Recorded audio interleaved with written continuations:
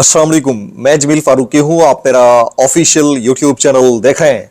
आज नवंबर 2025 की 15 तारीख है, हफ्ते का दिन है जिस वक्त ये वीडियो रिकॉर्ड हो रही है। पाकिस्तानी वक्त के मुताबिक दोपहर के 1:45 बज चुके हैं।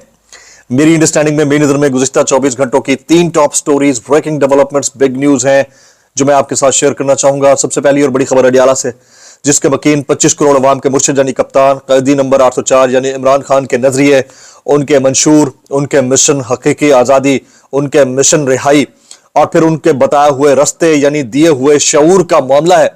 और अब मैंडेट चोरी करके इख्तिदार में आने वाली फॉर्म 47 की जाली सरकार के वज़रा, ओहदेदारों, सहूलतकारों, यारों, बुतारों, शॉपरों, टमाटरों, टाउटों, सबके तमाम कार्ड्स खत्म होते चले जा रहे हैं।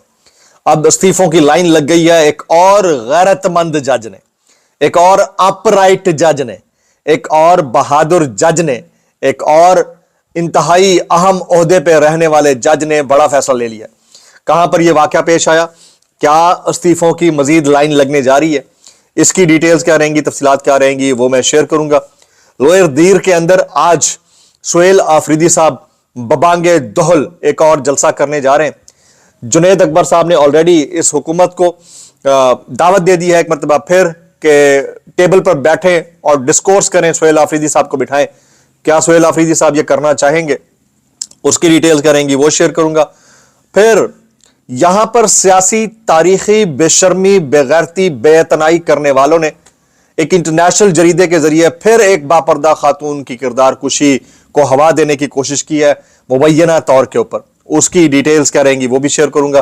कुछ वायरल ट्वीट्स, वायरल बयानात, इसलिए गुजारिश है वीडियो शुरू से आखिर तक देखिएगा। एक और गुजारिश, अगर आपने चैनल नहीं किया अभी तक सब्सक्राइब जरूर सब्सक्राइब कर लें। बेल आइकन यानी घंटा या घंटी अपने अंगूठे उंगली साथ रखे डंडे से दबा सकते हैं। इसके अलावा व्हाट्सएप चैनल का लिंक हर वीडियो डिस्क्रिप्शन के अंदर मौजूद होता है, जाइए उसको क्लिक करके ज्वाइन कर लेंगे। आपका हमारा राब्ता बेहतरीन तरीके से हो सकता है। आप सबसे गुजारिश है कि अगर आपने हालिया फॉर्म 47 की हुकूमत के इक़दामात और मैंडेट चोरी करके इक़्तिदार में आने वाली फॉर्म 47 की जारी सरकार के दोहरे मायरात के ऊपर, डबल स्टैंडर्ड्स के ऊपर एहतजाज करना है, तो फॉर्म 47 के वज़ीर आज़म के फरमुदात क्या है, जिनके खिलाफ एहतजाज करना है, उनको खुद आपसे कोई प्रॉब्लम नहीं है, उन्होंने खुद आपको तरीका बता दिया, बस आप करें बस।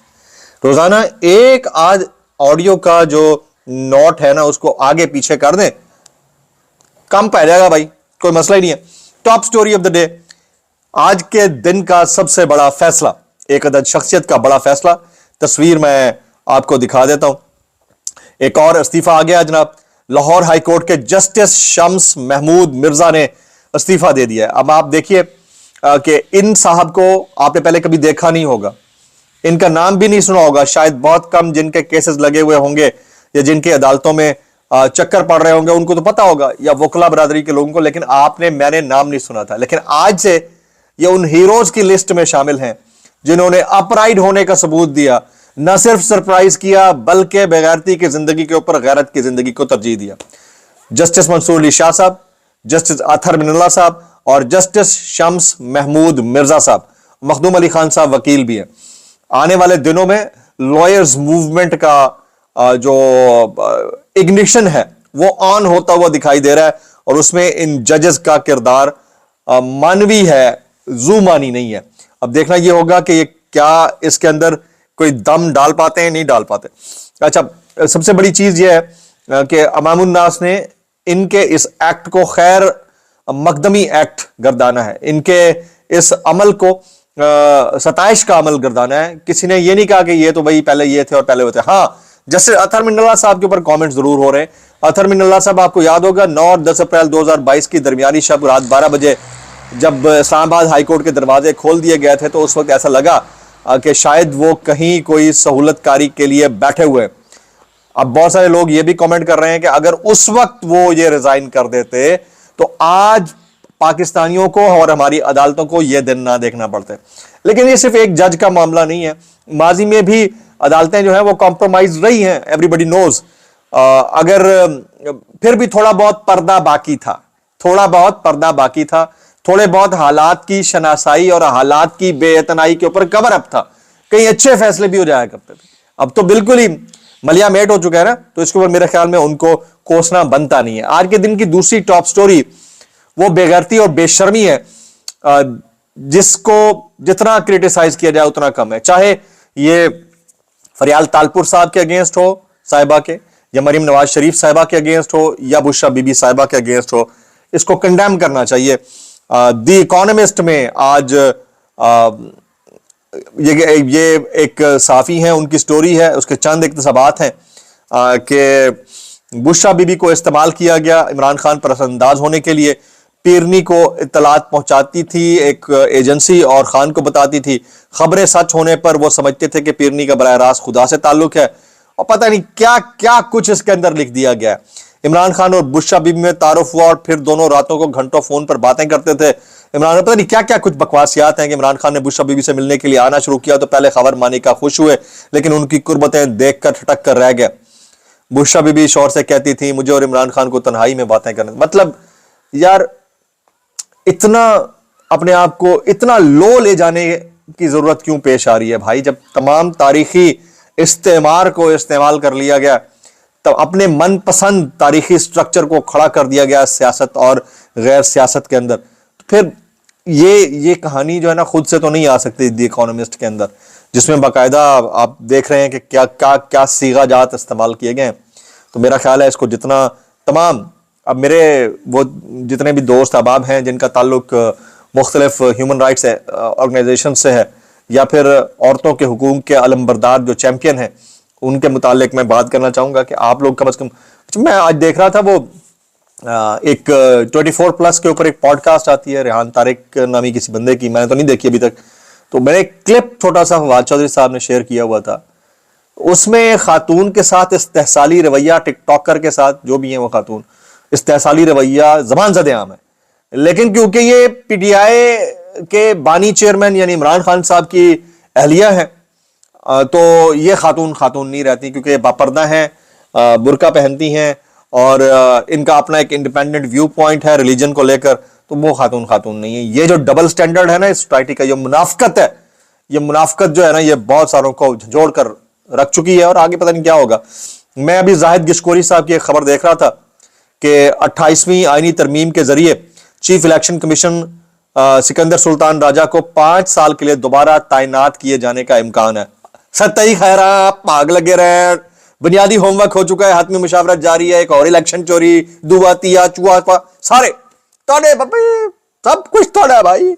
نجم سیٹھی صاحب کہتے ہیں صدر اور بڑے صاحب نے عمران خان کے ڈر سے اپنے آگے آئینی دیوار کھڑی کر دی ہے تاکہ اقتدار میں آ کر بھی عمران خان ان کو ہاتھ نہ لگا سکے. عمران خان کو ڈرا ہوا دیکھنا ان کا خواب تھا, مگر حقیقت یہ ہے کہ خود ہی عمران خان سے ڈر گئے.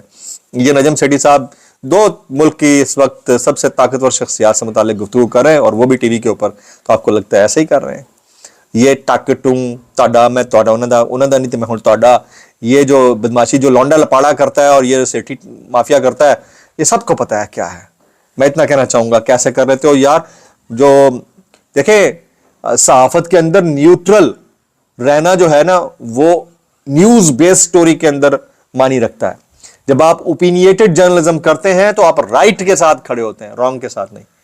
تو ہو سکتا ہے میرا رائٹ کسی اور کی نظر میں رانگ ہو, لیکن یہ نہیں ہے کہ 1 منٹ میں یہ رائٹ ٹھیک ہے اور 1 منٹ میں یہ رانگ جو ہے نا یہ ٹھیک ہو گیا. ایسا نہیں ہو سکتا, ایسا ہوتا ہی نہیں ہے بھائی. یہ اوپینیٹڈ جرنلزم از ڈفرنٹ تھنگ.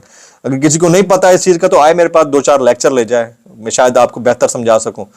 اچھا 27ویں آئینی ترمیم منظور کروانے کے بعد میاں نواز شریف صاحب ایک بار پھر لندن روانہ ہو گئے. نواز شریف 2 ہفتے قیام کریں گے, ان کا میڈیکل چیک اپ ہوگا.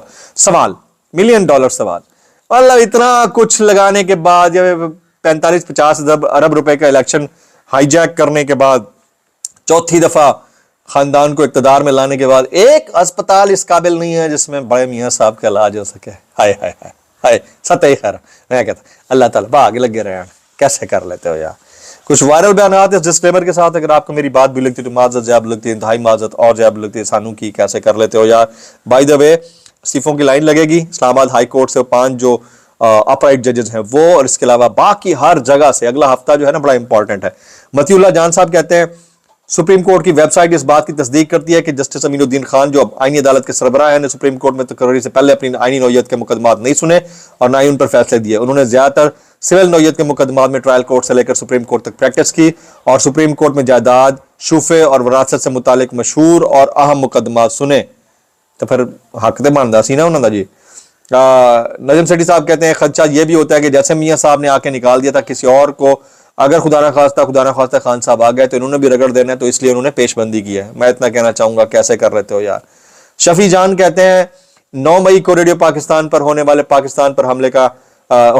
حملے کا کمیشن بنا دیا گیا، جس میں تمام CCTV فوٹیج کو جمع کیا جائے گا، تمام گواہوں کو کمیشن کے سامنے پیش کیا جائے گا۔ رانا ثناء اللہ صاحب کا فرمان ہے کہ سپریم کورٹ کے ججز نے پچھلے 10 سالوں میں کوئی حکومت نہیں چلنے دی، تو آپ اگلے 50 سال تک کوئی حکومت نہیں چلنے دیں گے اب ان کورٹس کو اپنے تابع کر کے؟ اتنا کہنا چاہوں گا، کیسے کر لیتے ہو یار۔